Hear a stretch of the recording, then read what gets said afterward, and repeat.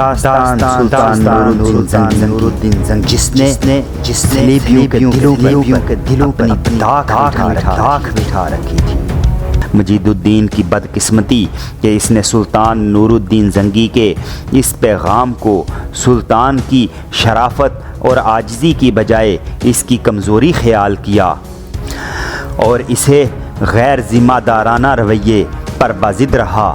مجید الدین کا یہ رویہ دیکھتے ہوئے سلطان نور الدین حرکت میں آیا اور دمشق شہر کا اس نے چاروں طرف سے محاصرہ کر لیا اور دمشق پر اس نے ایسا دباؤ ڈالا کہ مجید الدین اپنی ساری چوکڑیاں بھول گیا۔ مجید الدین نے جب دیکھا کہ اب شہر سلطان کے ہاتھوں فتح ہو جائے گا تو اس کے پاس اس کے سوا کوئی چارہ نہ رہا کہ سلطان سے معافی مانگ کر صلح کی درخواست کرے۔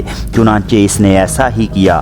سلطان نور الدین زنگی ایک رحم دل دوست انسان اور عالم اسلام سے محبت کرنے والا شخص تھا۔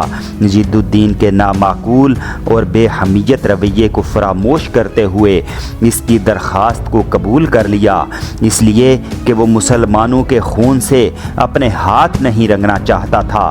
لہٰذا مجید الدین کو معاف کر کے صلح کو تسلیم کیا۔ مجید الدین نے تسلیم کیا کہ اس کی سلطنت کے خطیبوں میں سلطان نور الدین کا نام پڑھا جائے گا۔ اس کے علاوہ اس کے لشکر میں جس قدر اہم سالار ہوں گے ان کا تقرر سلطان نور الدین زنگی کی منظوری سے حاصل ہونے کے بعد کیا جائے گا۔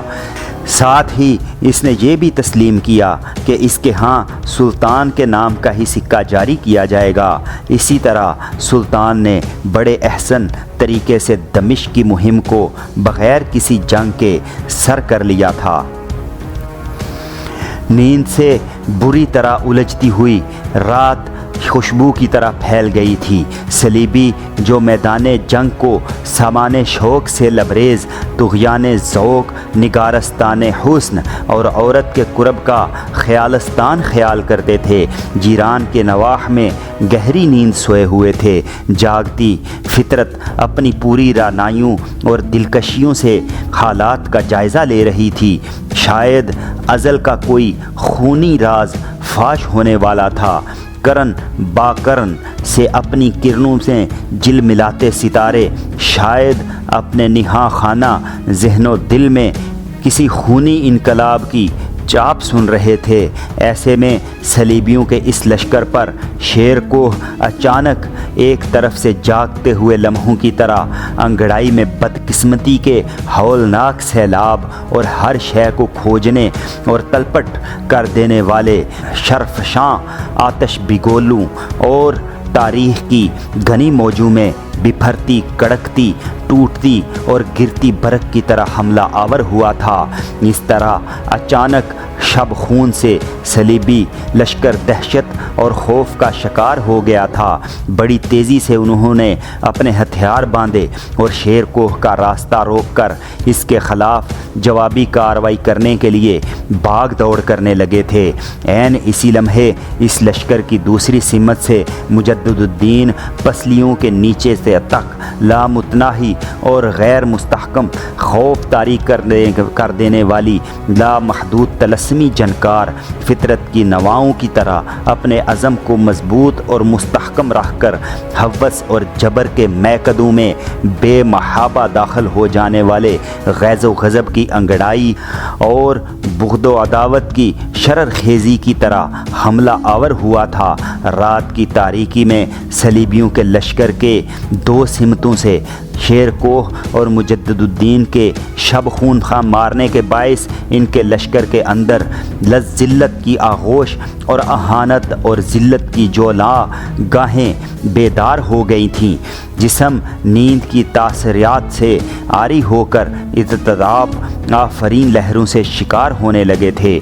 شیر کوہ اور مجدد الدین نے صلیبیوں کو اس طرح اپنے سامنے ہانکنا اور دبانا شروع کر دیا تھا جس طرح خوف کی آندھی قوت آسائے دہر کی طرح ہر شے کو اپنے ساتھ پیشنا شروع کر دیتی ہے۔ دونوں شب کے سوداگروں کی طرح قسمت کی زنجیریں کھول کر ہر فتنے پر وار کرتے کتبہ دل پر رات کو گمبھیر اور ہیبت ناک سناٹے رقم کرنے لگے۔ ان کے تیز اور جاں لیوا حملوں کے باعث یوں لگتا تھا کہ جیسے صلیبیوں کے لشکر میں بوڑھی سوچوں سے جواں جذبے الجھ گئے ہوں، اس لیے کہ اپنے تیز حملوں کے باعث انہوں نے ہر دل کے ورق ورق پر اپنے عزم کی خاردار فصیلیں نصب کرنا شروع کر دی تھیں، اور صلیبیوں کو اپنے سامنے بے بس کرتے ہوئے وہ اندھیرے میں ان کی سوچوں کا بوجھ بن گئے تھے۔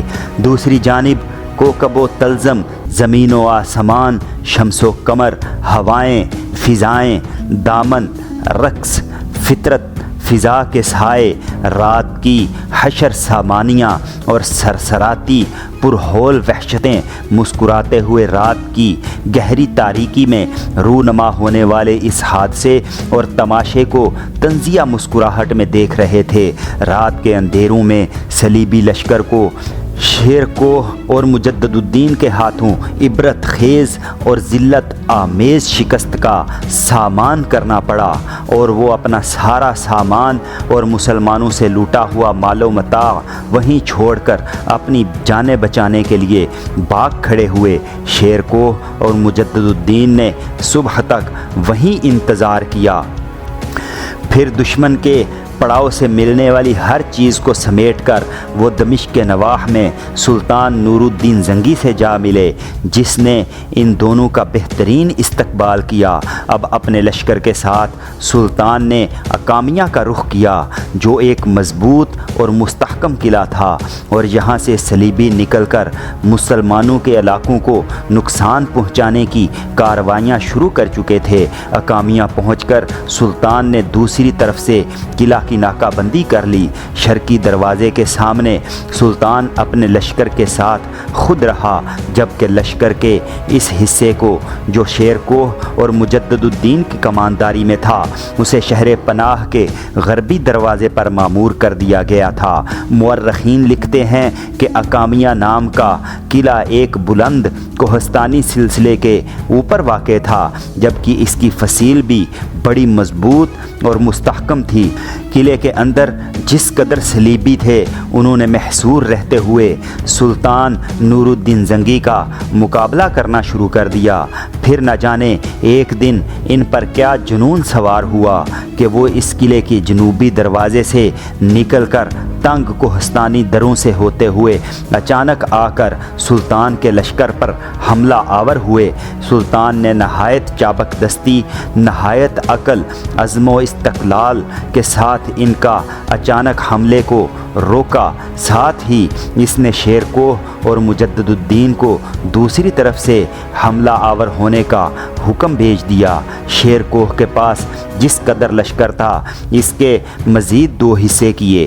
ایک حصہ اس نے مجدد الدین کی کمانداری میں دیا، ایک حصہ اپنے پاس رکھا، اور مجدد الدین کو اس نے قلعہ کے جنوبی دروازے کی طرف روانہ کیا، اور خود حملہ کرنے کے لیے مناسب گھات میں بیٹھ کر انتظار کرنے لگا۔ شام تک سلطان نور الدین نے قلعے سے نکل کر حملہ آور ہونے والے صلیبیوں کو پسپا کر دیا، اور جوں ہی وہ پیچھے ہٹے کہ قلعے میں داخل ہونے سے پہلے شیر کوہ ان پر برق کی طرح ٹوٹ پڑا۔ دوسری جانب جنوبی دروازے پر متعین مجدد الدین بھی حرکت میں آیا، اور اس نے بھی حملے کی ابتدا کر دی، اور صلیبیوں کے لشکر کی یہ حالت تھی کہ ایک طرف سے شیر کوہ ان پر سیراب نفس کو پیاسا کرتی فطرت کی سطوت و جبرت اور ادراک کی پیشانی اور ذہن میں حبالوں کی طرح اٹھ کھڑے ہونے والے خوف کی طرح حملہ آور ہو رہا تھا، جبکہ دوسری طرف سے مجدد الدین معاشی و ناہمواری، طبقہ کی تضاد، سب کے سیال لمحوں کے طرح بہا لے جانے والے آتش کے سیل و طوفان اور مرگ کے دریائے تند کی طرح ان کی تعداد کم کرتا چلا جا رہا تھا، جبکہ پشت کی جانب سے سلطان نور الدین زنگی قضاء کے گہرے سمندر کی طرح ان کا تعاقب کرتے ہوئے آ رہا تھا، اور پھر خونی لمحوں کی یورش اور برہم آگ کے شعلوں کی طرح پشت کی طرف سے ان کی تعداد بڑی تیزی سے کم کرنا شروع کر دی۔ اس سہ طرفہ حملے سے صلیبیوں کی حالت نیم جاں مسافروں، بے ایماں مقتولوں، خوف و ہراس کو گلے لگاتی شرمندگی اور رسوائی سے بھی بدتر ہونا شروع ہو گئی تھی۔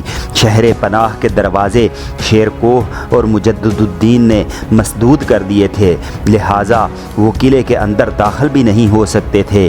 جب انہوں نے دیکھا کہ سلطان نور الدین زنگی، شیر کوہ اور مجدد الدین تین طرف سے ان پر حملہ آور ہوتے ہوئے بڑی تیزی سے ان کی تعداد کو کم کرتے چلے جا رہے ہیں، تب انہوں نے اپنے ہتھیار پھینک دیے اور امان امان پکارتے ہوئے جنگ کے خاتمے کا اعلان کرنے لگے۔ جن صلیبیوں نے ہتھیار ڈال دیے تھے، سلطان کے حکم پر انہیں گرفتار کر کے پیچھے بھیج دیا گیا، جبکہ قلعہ کا محاصرہ برابر جاری رکھا۔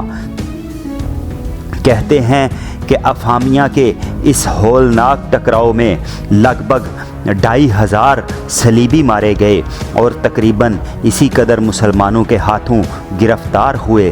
مورخین لکھتے ہیں کہ صرف 20 مسلمان اس جنگ میں شہید اور 15 زخمی ہوئے تھے۔ افہامیہ کا وہ صلیبی جو قلعے کے اندر محصور ہو کر رہ گئے تھے، انہوں نے دوسرے علاقوں کے صلیبیوں سے درپردہ پیغام رسانی کے لیے سلطان کے خلاف مدد طلب کی، ساتھ ہی سلطان سے گفت و شنید کا سلسلہ جاری شروع کر دیا۔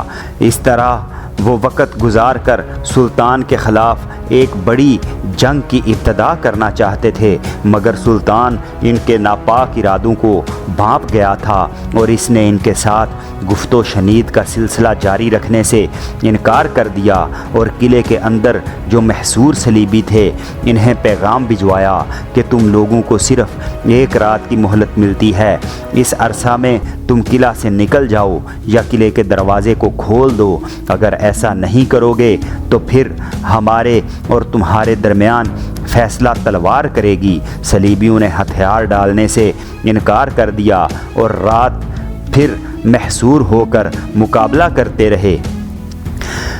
اگلے روز کا سورج جب طلوع ہوا تو سلطان کے لشکر نے قلعہ پر 3 اطراف سے تیز و تند اور جان لیوا حملہ شروع کر دیا، یہاں تک کہ قلعے میں محصور صلیبی ہمت ہار بیٹھے تھے اور انہوں نے ہتھیار ڈالنے کی پیشکش کر دی۔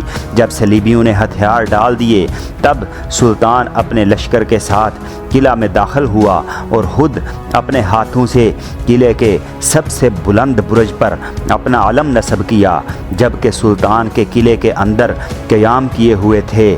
سلطان کو خبر ملی کہ شام کے جن صلیبیوں کو اکامیہ کے صلیبیوں نے اپنی مدد کے لیے پکارا تھا، وہ ایک بہت بڑا لشکر لے کر اکامیہ والوں کی مدد کے لیے آ رہے ہیں۔ سلطان کی پیغام رسانی کا سلسلہ چونکہ کبوتروں کے ذریعے تھا، لہٰذا اس کے واقع نگار بڑے بر وقت ہر معاملے اور دشمن کی نقل و حرکت کی اسے اطلاع کیا کرتے تھے۔ شام کے صلیبیوں کی آمد کا سن کر سلطان نے شیر کوہ اور مجدد الدین کو ان کا استقبال کرنے کے لیے بھیج دیا۔ اکامیہ سے دور کھلے میدان میں ہولناک جنگ شروع ہو گئی۔ اس جنگ کے دوران شیر کوہ اور مجدد الدین نے صلیبیوں کے اس لشکر کو اپنے گھیرے میں لے لیا۔